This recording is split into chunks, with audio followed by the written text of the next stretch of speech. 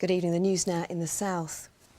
He was suspended from school after threatening a teacher, but the parents of Rhys Graham, who's 10, says it's the education system which is failing him.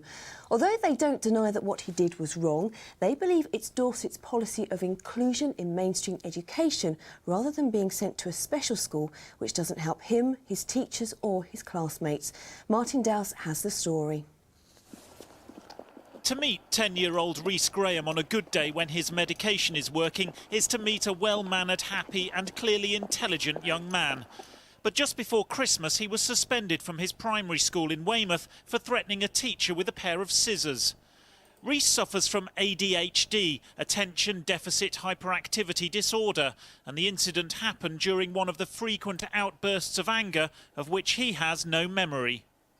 I just can't control myself when it happens, and I lose my memory as well. You can't remember anything when these... Some of it, but most of it I can't remember. Rhys's parents are angry with an education system in Dorset which promotes inclusion. That's sending children like Rhys to mainstream rather than special schools, and they believe it's just all about cost. I'm sure that it's based on funding, that they don't want to spend the money because it does cost money. I mean, you know, but a child's life, what cost do you put on that? You remember your school days. It's 7 working hours of your day is taken up at school, and he's losing it. Rhys's parents plan to keep him out of school until the Education Authority offers them a non-mainstream alternative. Martyn Davies on Portland for Meridian News. An investigation is underway after a man was killed in a car crash near Ringwood. The vehicle left the road and hit a tree on the A31 yesterday. A woman also in the car was taken to hospital with serious injuries. A man arrested in connection with a sexual assault in Hampshire has been released without charge. A 33-year-old woman claims she was grabbed as she walked along Hasler Road in Gosport yesterday. She was then taken to nearby Trinity Green, where the alleged attack took place. Customers and staff have been paying tribute to a hotel owner who's disappeared without trace after a holiday on the Hampshire coast. Barbara Lant runs the Royal Hotel in Scotland. However, the 60-year-old vanished 6 days ago while she was staying with her partner in Barton-on-Sea. She'd asked him to pick up a takeaway, and when he returned 20 minutes later, she was gone. I was quite shocked, and I thought it was quite weird that she had disappeared, because she's quite attached to everybody in Fraser. She loved her sister very much. A community in Dorset is being asked to help a 3-year-old take her first steps. Sophie Pritchett from West Moors near Ferndam has a form of cerebral palsy, which means she can't properly control her arms and legs. However, her parents believe if they had a hydrotherapy pool at their home, her chances of walking would be greatly increased, as Ian Axton reports. Most little girls this age are running rings around their parents, but the only way Sophie Pritchett can move around is by pulling herself along the ground or by rolling over. Sophie was born at just 26 weeks. And you sort of just about hold her on your hand, really, about that big. And these were some of her first clothes? Yeah, when she was about sort of 3 or 4 weeks old and she could actually get into clothes. These were actually still a bit big for her. And there's a nappy somewhere here as well. Where's your nappy, Sophie?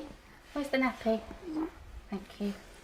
Yeah, this was actually also too big for her. Can you show it to Ian? You show me your nappy. It's tiny. It was caused either by a lack of oxygen when she was born or by the meningitis that she contracted just 2 weeks later.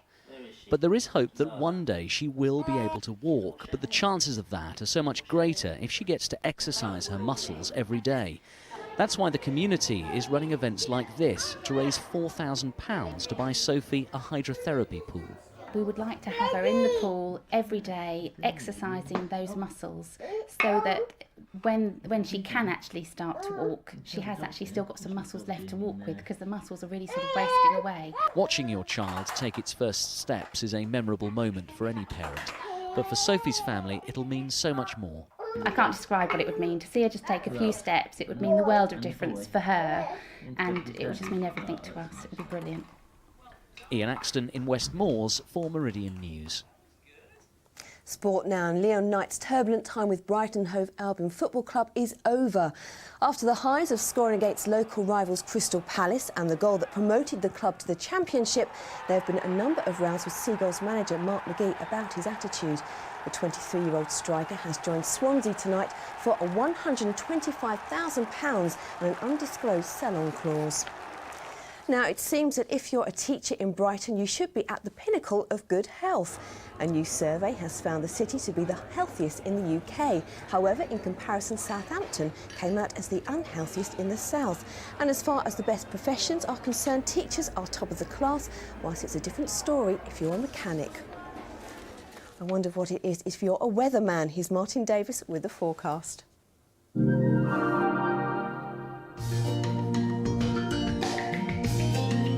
See France, Dover Calais Ferries, sponsors of Meridian Weather. Hello, good evening. It's probably a good job that the skies weren't quite as clear as this today. If they were, we'd be heading for a very clear and very cold night. As it is, the clouds will come and go overnight tonight, so temperatures be up and down a bit, around zero, still a touch of frost in places, and maybe one or two very light sleet or snow flurries, but nothing particularly significant.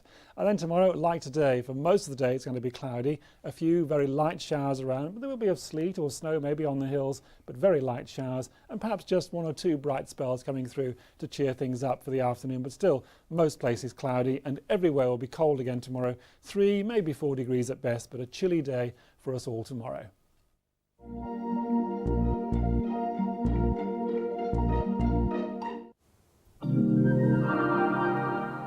Thanks, Martyn. Well, that's all from the late team for now. We'll be back during GMTV tomorrow morning, but now it's back to the ITV News team in London. Good night.